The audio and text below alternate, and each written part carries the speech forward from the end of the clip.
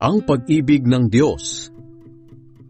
Ngayon, kung iisipin natin ang mga bagay na ito, masasabi nating panig sa atin ang Diyos.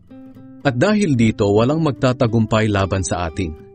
Kung ang sarili niyang anak ay hindi niya ipinagkait, sa halip ay ibinigay para sa atin, tiyak na ibibigay din niya sa atin ang lahat ng bagay.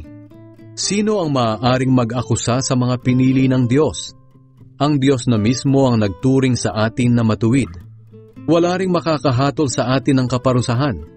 Dahil si Kristo Jesus na mismo ang hinatulang mamatay para sa atin. At hindi lang iyan. Muli siyang binuhay at nasa kanang kamay na ngayon ng Diyos at namamagitan para sa atin.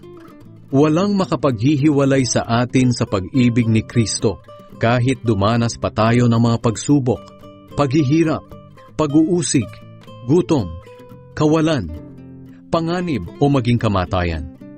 Gaya nga ng sinasabi sa kasulatan, alang-alang sa iyo, palaging nasa panganib ang aming buhay, para kaming mga tupang kakatayin. Pero kahit ganito ang kalagayan natin, kayang-kaya nating pagtagumpayan ito sa tulong ni Kristo na nagmamahal sa atin.